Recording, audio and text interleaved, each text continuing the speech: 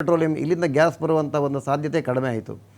ಆದ್ದರಿಂದ ಜನ ಏನು ಮಾಡೋದು, ಏನಪ್ಪ ಆಗೋದು, ಕೆಲವು ಸಣ್ಣ ಪುಟ್ಟ ಹೋಟ್ಲು ಕೆಲವನ್ನ ಮುಚ್ಚಿದ್ರು. ಒಂದಿನ 2 ದಿನ ಮುಚ್ಚೋದು, ಮತ್ತು ಒಂದು ಗ್ಯಾಸ್ ಸಿಲಿಂಡರ್ ಸಿಕ್ಕಿದ್ರೆ ಒಂದು ಎಷ್ಟು ಮಾಡೋಕ್ಕಾಗುತ್ತೋ ಅಷ್ಟೇ ತಿಂಡಿ ಮಾಡಿ ಒಂದು ಸ್ವಲ್ಪ ಹೊತ್ತು ಓಪನ್ ಇಟ್ಕೊಳ್ಳೋದು.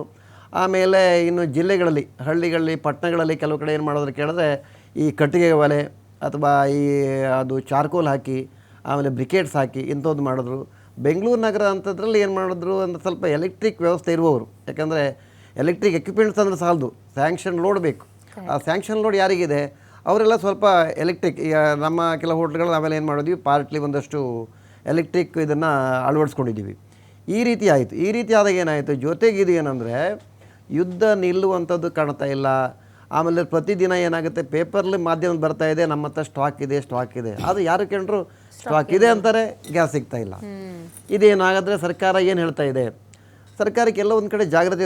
ಏಕಾಏಕಿ ಗ್ಯಾಸ್ ಇಲ್ಲ ಅಂದರೆ ಜನರು ಬೀದಿ ಬರ್ಬೋದು, ಅರಾಜಕತೆ ಉಂಟಾಗ್ಬೋದು. ಯಾಕಂದರೆ ಗ್ಯಾಸ್ ಅಂದರೆ ಬರೀ ಹೋಟ್ಲವರಲ್ಲ, ಮನೆಗಳೆಲ್ಲ ಹೆಚ್ಚಾಗಿ ಎಲ್ಲರೂ ಇವತ್ತೇನಾಗಿದ್ದಾರೆ ಗ್ಯಾಸಿಗೆ ಅಳವಡಿಸ್ಕೊಂಡಿದ್ದಾರೆ, ಅದಕ್ಕೆ ಹೊಂದ್ಕೊಂಡು ಹೋಗಿದ್ದಾರೆ. ಮತ್ತು ನಿಮಗೆ ಆಪ್ರೇಷನ್ ಕಾಸ್ಟಲ್ಲಿ ಕಟ್ಟಿಗೆ ಬೆಲೆಗಿಂತನೂ ಕಡಿಮೆ ಕಾಸ್ಟ್ ಆಗುವಂಥದ್ದು ಗ್ಯಾಸ್. ಆಮೇಲೆ ಅತ್ಯಂತ ಯಾವುದು ಆಪ್ರೇಟ್ ಮಾಡೋದಕ್ಕೆ, ಅದನ್ನು ಬಳಸೋದಕ್ಕೆ ಎಲೆಕ್ಟ್ರಿಕ್ ಎಲ್ಲದಕ್ಕಿಂತಲೂ ಸುಲಭ ಅದು. ಅಂದರೆ ಜನ ಯೂಸ್ ಟು ಇಟ್ ಆಗಿಬಿಟ್ಟಿದ್ದಾರೆ. ಈ ಯಾವಾಗ ಚೇಂಜ್ ಆಗುತ್ತೋ ಆ ಭಯ ಬಂತು.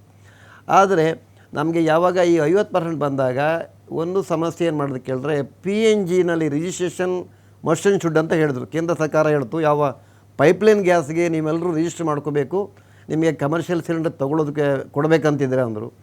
ನಾವು ಆವಾಗ ಮಾನ್ಯ ಸಚಿವರಿಗೆ, ಮುನಿಯಪ್ಪನವರಿಗೆ ಮನವಿ ಮಾಡ್ಕೊಂಡ್ವಿ, ಏಕಾಏಕಿ ನೀವು ಇದು ರಿಜಿಸ್ಟರ್ ಮಾಡಿ ಅಂತ ಹೇಳಿದ್ರೆ ಇದು ಆನ್ಲೈನ್ ರಿಜಿಸ್ಟರ್ ಆಗಬೇಕು, ಅಪ್ಲಿಕೇಶನ್ ಫಾರ್ಮ್ ಫಿಲಪ್ ಮಾಡಬೇಕು. ಎಲ್ಲ ನಮ್ಮವರು ಅಷ್ಟೊಂದು ಪರಿಣತವಾಗಿರೋದಿಲ್ಲ. ಎಷ್ಟೋ ಸಲ ವೆಬ್ಸೈಟ್ಗಳು ತಮಗೆ ಗೊತ್ತಿದೆ, ವೆಬ್ಸೈಟ್ ಕೂಡ ವರ್ಕ್ ಮಾಡೋದಿಲ್ಲ. ಅದಕ್ಕೆ ನಾವೇನು ಹೇಳಿದ್ವಿ, 15 ದಿವಸ ಕಾಲಾವಕಾಶ ಕೊಡಿ ಅಂತ. ಆಮೇಲೆ ಸಚಿವರು 1 ವಾರ ಕಾಲಾವಕಾಶ ಕೊಟ್ಟರು. ಕಾಲಾವಕಾಶ ಕೊಟ್ಟದ್ರಿಂದ ಏನಾಯಿತು, ಈ ಕಡೆ ಸ್ವಲ್ಪ ಗ್ಯಾಸ್ ಸಪ್ಲೈ ಶುರುವಾಯಿತು. ಇದರಿಂದ ಒಂದು ಸಿಸ್ಟಮ್ಯಾಟಿಕ್ ತಂದಿದ್ದಾರೆ. ಇವಾಗ ಏನು ಕೇಳಿದ್ರೆ, ಯಾರ್ಯಾರು ಈ IOC ಅಥವಾ ಸರ್ಕಾರಿ ಸ್ವಾಮ್ಯದ ಗ್ಯಾಸ್ ಸಪ್ಲೈ ಏನು ಮಾಡ್ತಾರೆ ಡೀಲರ್ ಇದೆ, ಅಲ್ಲಿ ಎಲ್ಲರೂ ರಿಜಿಸ್ಟರ್ ಮಾಡ್ಕೋಬೇಕು, ಸಿಲಿಂಡರ್ಗಳಿಗೆ ಡಿಪಾಸಿಟ್ ಮಾಡಬೇಕು. ಈ ಥರ ಒಂದು ಸಿಸ್ಟಮ್ ತಂದಿದ್ದಾರೆ. ಅದರಿಂದ ಈಗ ಯಾರ್ಯಾರು ಆ ರಿಜಿಸ್ಟರ್ ಮಾಡ್ಕೊಂಡಿದ್ದಾರೆ ಮುಂಚೆ, ಅವರಿಗೆಲ್ಲರೂ ರಿಜಿಸ್ಟ್ರೇಷನ್ ಅಷ್ಟೇ ಸಿಲಿಂಡರ್ ಸಿಗ್ತಾ ಇದೆ. ಅಂದೇನಾಗಿದೆ, ಮುಂಚೆ ನಾನು ಹೋಟ್ಲಿಗೆ 2 ಸಿಲಿಂಡರ್ ಬೇಕು, ನಾನು ಅದು 2 ಸಿಲಿಂಡರ್ ನಾನು ರಿಜಿಸ್ಟರ್ ಮಾಡ್ಕೊಂಡಿದ್ದೀನಿ.